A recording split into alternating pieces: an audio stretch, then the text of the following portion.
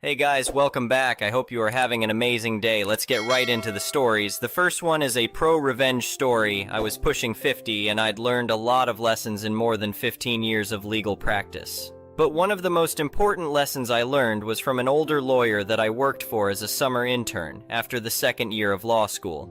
A lawyer has 3 duties, she told me. First to herself, second to the court, and last, the client. Always make sure you come first and the client comes last. The reason? Because clients will screw you over, she said. They'll throw you under the bus without thinking twice. I should have stayed with this lawyer, but being young and naive, I had to go work downtown, and I'm still downtown now, but fortunately for me, I remembered this lesson, and it came in handy many years later when a client really did try to throw me under the bus. My client was this mid-sized tech company that developed software and owned a few data centers, not big enough to be listed, but it did have a pretty sizable IT infrastructure portfolio, and one day their main data center suffered a massive power surge that fried most of their servers. The company wanted to collect on the insurance, so they told Greg, a veteran IT manager, to deal with it. Greg was in his late 50s and thought he knew what he was doing. He didn't need me to help him with the insurance claim, he told me. He had everything under control. Besides, lawyers are expensive. Some guys really get off on not paying legal fees. And Greg was one of those guys who gloated over every penny that he managed not to pay to the lawyers. I dealt with Greg a lot, and he was always nickel and diming me. The insurer is gonna screw you over, I told Greg one day over the phone. You don't know that, he replied dismissively. I could tell he just wanted to get me off the phone. Greg, listen to me. I'm paid to know when insurers are trying to screw my clients, I said, my frustration growing. And this insurer is going to screw you. They've been stringing you along for ages with requests and questions and paperwork, but they aren't going to pay you. Not unless you sue them. But Greg insisted, look, I know what I'm doing, it's all under control, and besides, I get along with the adjuster so great. The limitation period expires in 2 weeks, I pressed on, and once that 2 weeks pass, it will be too late to sue. The moment that limitation period expires, they will stop taking your calls. You'll get a final email saying, sorry, you're out of time, and that will be that. Don't leave this till the last minute. Let me sue right now, and you'll have the money in no time. Greg was like, sure, fine, whatever, don't bother me. I got this, and he got off the phone as soon as he could. I sent him the usual email with clear warnings and recommendations, which he ignored. I sent the email again and then again as the limitation period approached, and again a couple of days before the deadline. I'm going to be at a conference and you won't be able to reach me, my final email said. But you have to sue. You have other firms on your list, so pick one and sue. He didn't bother to reply and I went off to my conference. The conference lasted a couple of weeks and no email from Greg. Then a month passed and another month, still no email. I figured he must have sorted things out. Maybe Greg was right after all, I said to myself, and then my phone rang. It was Greg. Remember that data center insurance thing we spoke about? We'd only spoken about it like a dozen times. I figured he was calling up to gloat, so I cut to the chase. So they paid out. That's great, Greg, you were right. There was a pause on the line before Greg asked, what are you talking about? Can I see a copy of the claim? What claim? I said, a sinking feeling in my stomach. The claim against the insurer. You know, that claim. Does that mean the insurer didn't pay? I said. He hung up on me, and then a few minutes later my computer dinged, and there was Greg's email talking about how we spoke, and he told me to sue, and he was worried when I hadn't sent him a copy of the claim, so he was following up to get a copy of the claim. I emailed him back. I take it that the insurer didn't pay you, just like I told you they wouldn't, and now that the limitation period is expired, they told you to jump in the lake, leaving you with a loss in the millions. Is that it? I'd made a mistake by not going over Greg's head when he wouldn't listen to me, but if I'd gone over Greg's head, I never would have received another file from him, so I didn't. But that was then, and this was now, so I CC'd Greg's boss and his boss's boss, plus I CC'd Sarah, the client's in-house counsel. Sarah acknowledged my email right away and called me later that day. Greg messed up, she said, her voice tense. We know that. He's an idiot. So what do we do? So his excuses didn't work? Not even close. Sarah explained that they'd summoned Greg to a boardroom, but his story didn't add up, given all the warnings I'd sent him. Besides, there would have been no reason for him to keep emailing the insurer if he'd told me to sue. Once the file goes to legal counsel, Greg's role was over. The company knew Greg was bullcrapping them. So that's it then? Sarah said, her voice filled with resignation. We just lost a couple of $1 million. It's okay, I said, explaining that when I realized that Greg was going to mess up, I issued a claim against the insurer. Because I'd made Greg send me the proof of loss a while earlier, I had enough information that I could sue to preserve the cause of action. Not a great claim and short on details, but good enough. You sued without instructions, Sarah said, her tone a mix of surprise and concern. Lawyers aren't supposed to sue without instructions because if you do that, you're personally liable for whatever cost the other side incurs. It's a big deal to sue without instructions. Yup, I said. I sued without instructions. I pulled up a copy of the claim and emailed it to her as we spoke. It's a little rough, I said, but we can always amend. Thank God, Sarah exclaimed. Can I leave it with you? Of course she could. The insurer was a sitting duck, and I knew I'd collect from them no problem. A few days later, I got a call from another guy who worked for the client, a guy I didn't normally deal with. They had a situation and needed my help. I usually deal with Greg, I said. What's up?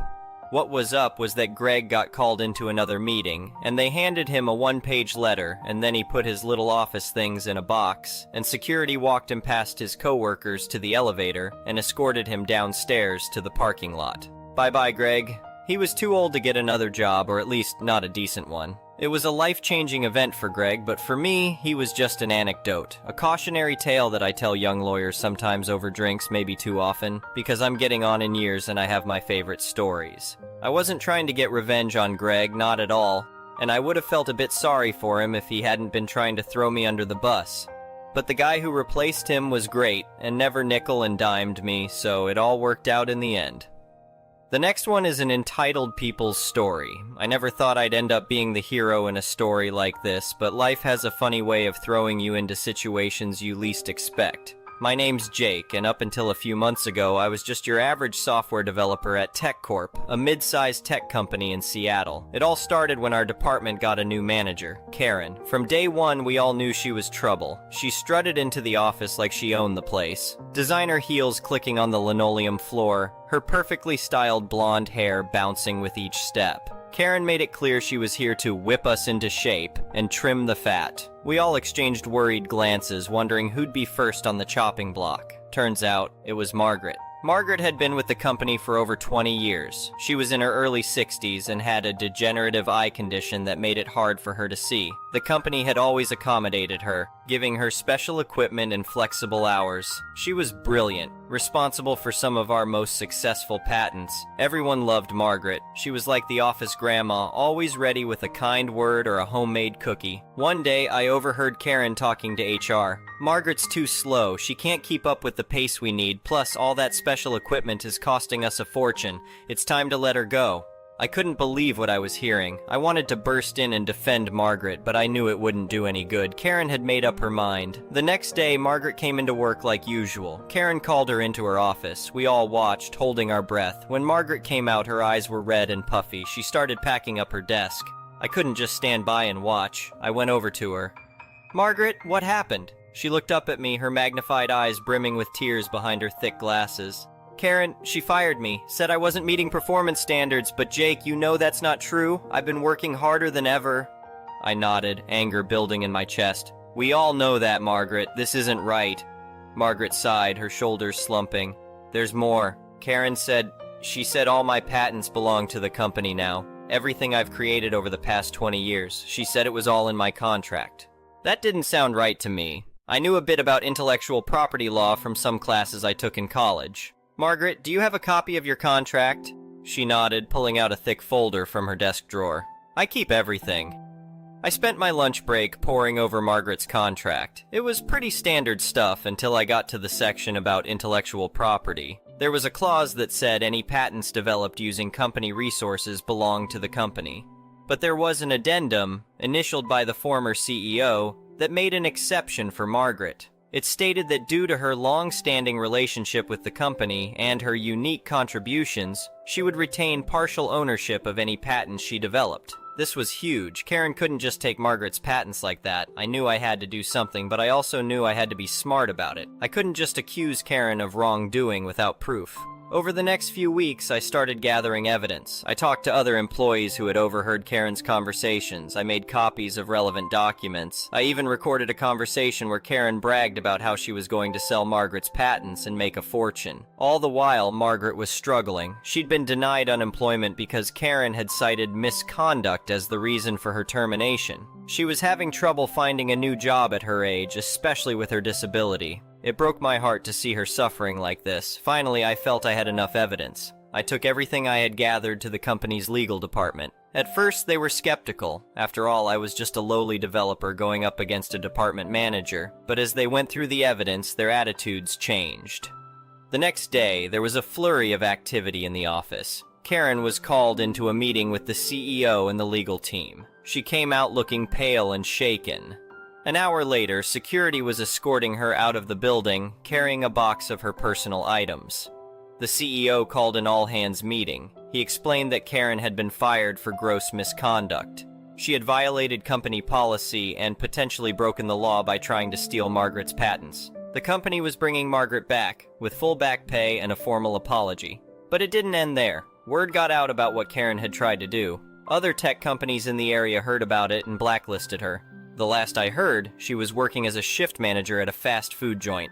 As for Margaret, she came back to a hero's welcome. The CEO personally apologized to her and offered her a promotion. She turned it down, saying she was happy where she was. But she did accept a hefty raise and a new state-of-the-art computer setup to help with her vision issues. The company implemented new policies to prevent something like this from happening again. They started a mentorship program where older employees could share their knowledge with younger ones. They also improved their accommodations for employees with disabilities.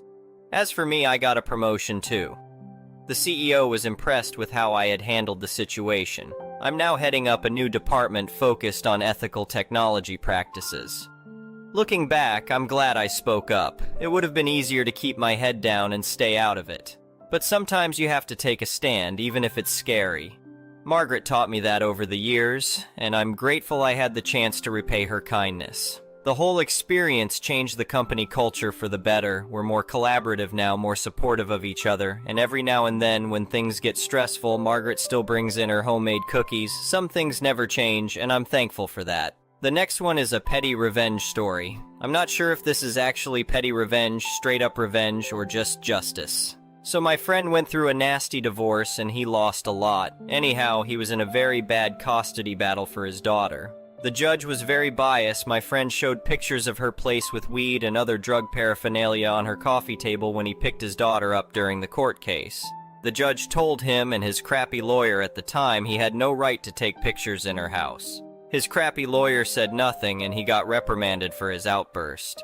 After he told myself and other friends of this, we all pooled money together to get him a better lawyer. That lawyer petitioned for another judge. Here's where my petty revenge came in. I have a coworker who is dirty as hell. He sees escorts all the time and brags about them at work. He shows pictures and videos of all the escorts he sees. My coworker has hidden cameras all over his apartment.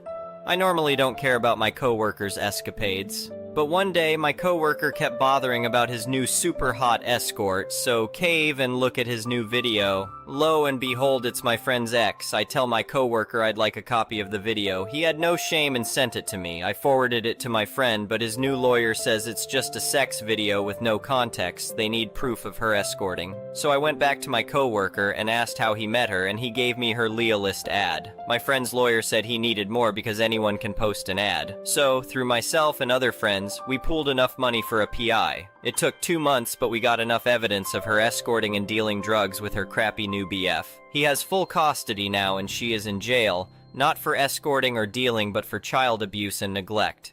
The next one is a malicious compliance story. Backstory: another story about Sam and Murad. My manager, Sam, is extremely chill and an outstanding leader.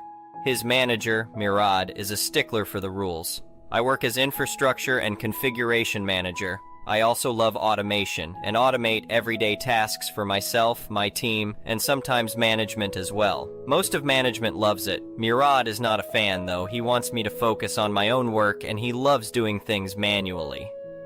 Story: This is from November 2022. My son had been ill for 2 weeks. He is on the mend, but requires constant monitoring to take his meds and fluids every hour. You cannot expect that discipline from a toddler. I have taken a leave for a week to focus on his recovery. In my absence, Sam has been handling most of my work. I check and reply to mails at the end of the day. I am not required to do this, and Sam asks me not to, but I do it anyway, just to get ahead of potential issues the project might face due to my absence. At the end of the week, a management meetup is scheduled. Now, only management, team managers, scrum masters, system architects, is required for the call, but this type of management meetup is a potential goldmine for automation ideas, so I usually join in. In the previous 3 months, by joining this monthly meeting and taking automation ideas that came out of them, I had saved the project and management 100 hours of cumulative work weekly. The meeting starts on Friday morning. It's a regional holiday for a lot of people, so most have joined from home. About 20 people have joined. I have joined as well from my home. My son is seated beside me, and I am teaching him how to play chess. The meeting doesn't really take a lot of focus from me, so my son doesn't mind. He is actually fascinated by most of my work, even though he is too young to understand any of it. Most of my teammates and Sam knows my son, having interacted with him during several calls. Suddenly, Murad joins the call.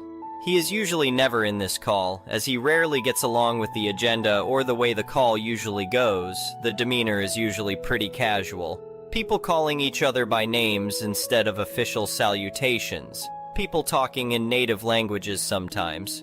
Murad, being everyone's boss, and having a giant pole up his rear, commands a serious tone from every meeting he is in. However, on this very occasion, it seems he wants to join in on the casual camaraderie. He wants everyone to turn on their cameras. Everyone takes a minute, and the screen starts to light up with everyone's video. It seems most have hastily put on a formal shirt.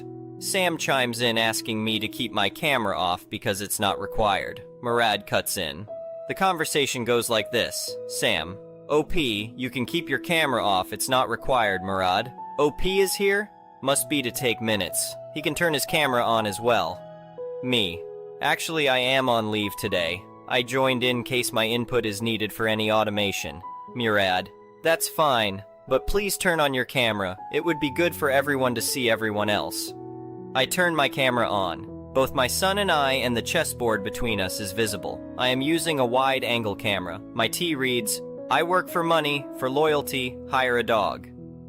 Murad's face was at its widest, and it came to rest after 6 seconds with a reduction rate of 1 mm. The rest of the conversation goes like this. Murad: OP, that T is not office appropriate. Me: it is quite appropriate for home though, where I currently am. Murad: you also seem to be playing chess. I would suggest you take your work seriously. Please focus on the matter at hand. Me: you are right. I should focus. Disconnect. In a call later, Sam said that while he explained to Murad that I was on leave, at that moment, in front of 20 other people, the sound of my disconnection felt surreal. It's 2024, my automations have saved the project 430 hours and the company 250 hours weekly. Murad never joins that call anymore. The next one is an entitled people's story. I build scale model ships because I'm lame. Unfortunately, the genre is dominated by often angry boomers who seem to think that the rest of us owe them everything because they managed to get old. Specifics: I have a lot of rare resin kits I've collected over the years and have decided to offload some stuff that were mostly impulse buys. I checked eBay's sold auctions and other examples of recent sales and priced my items accordingly. I paid for a vendor booth at a show. Folks were cool for the most part. Many did bargain with me, and that's okay. I sold some bundles and moved on reasonable offers. Q and this old bastard who evidently was alive purely on his own self-persecution and bitterness. The guy saw a large resin model kit of a Japanese battleship that I had priced at $375. This was the original retail with recent sales well north of $400. He came by a few times. He grumbled about my prices being too high for people on fixed income. I just ignored him. Toward the end of the show, he came back to my booth and offered me $100 for it. I flatly refused. He told me he'd always wanted that kit, would build it, and that he's a disabled veteran that feels better when he builds. I was unsurprised given his previous whining at my booth and prior shows. I'm not joking when I say he tends to walk even more laboriously when trying to rip off a vendor. I told him thank you for your service. I told him I'd sell him the kit for $325 cash, which is what I paid for it. The dude flew into a rage, accused me of disrespecting veterans. He then told me in my face that I take advantage of old people who don't have the money for expensive things. Note, the dude has gout breath. If you know, you know. I reminded him that this is a hobby, not his home, not his food bill, not his transportation. After calling me everything but a white boy, the man kicks my vendor table and stomps away like a petulant 6th grader. Worst part? I had other entitled boomer modelers asking me why I couldn't work with him because of aforementioned reasons. They were less antagonistic, but the apologetics were clear. These same people wonder why younger folk don't attend scale model shows or why it's becoming increasingly hard to find vendors who don't simply use an online auction or marketplace. I'm all down with giving deals, but trying to guilt someone into compliance is pretty awful. I do hope Gout Breath found some $20 model to keep him satisfied. Thank you for watching. I would really appreciate it if you could like the video and subscribe to our channel if you haven't already. We'll see you again tomorrow.